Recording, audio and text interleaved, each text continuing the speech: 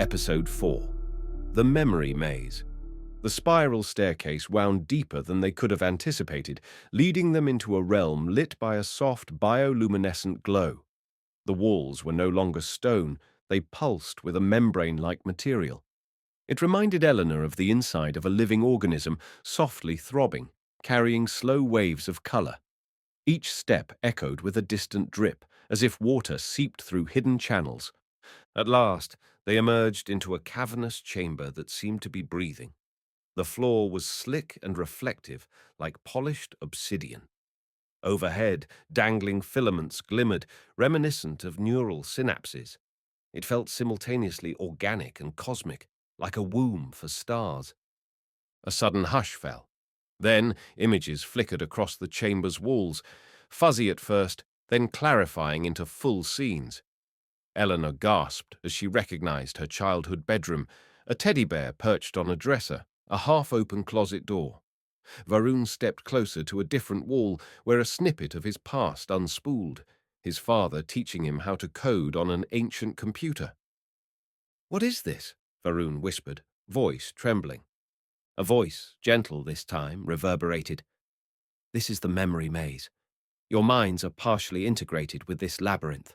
Now, each memory is a corridor you must navigate.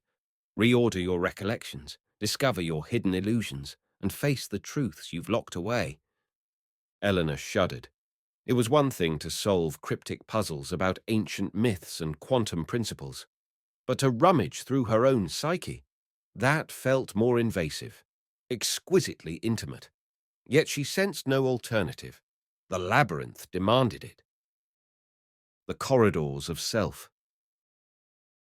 A passage opened in the far side of the chamber, leading into a series of smaller rooms or cells.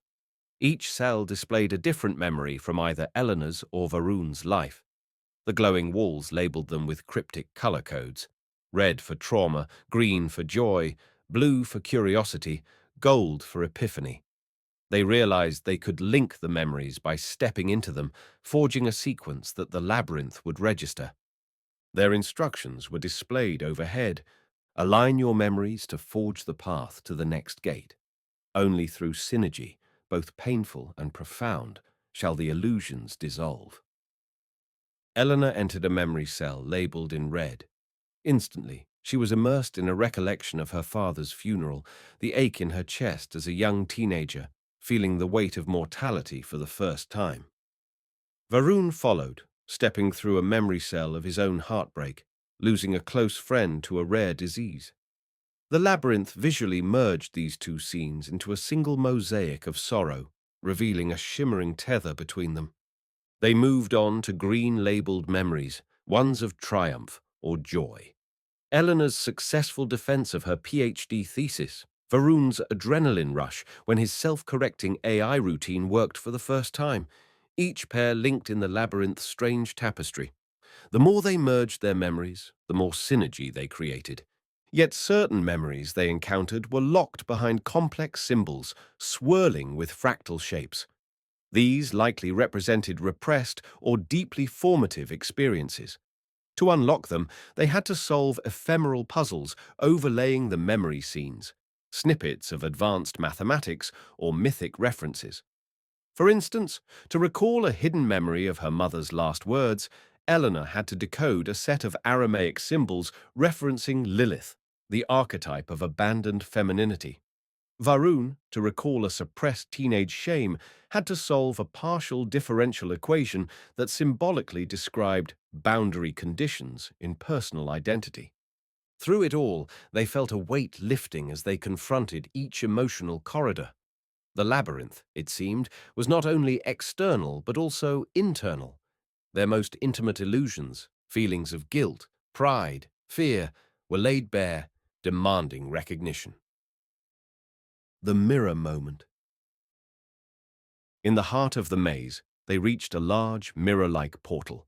The surface rippled with silver fluid. Engraved around it were cryptic runes.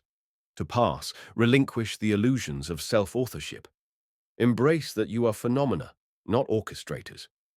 They both hesitated.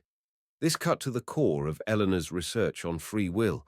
The notion that we do not truly command our thoughts, that they emerge from quantum flickers or neural processes, had always intrigued and terrified her. Varun similarly wrestled with the concept in AI. Machines seemed deterministic at core, yet emergent behaviors could appear spontaneous.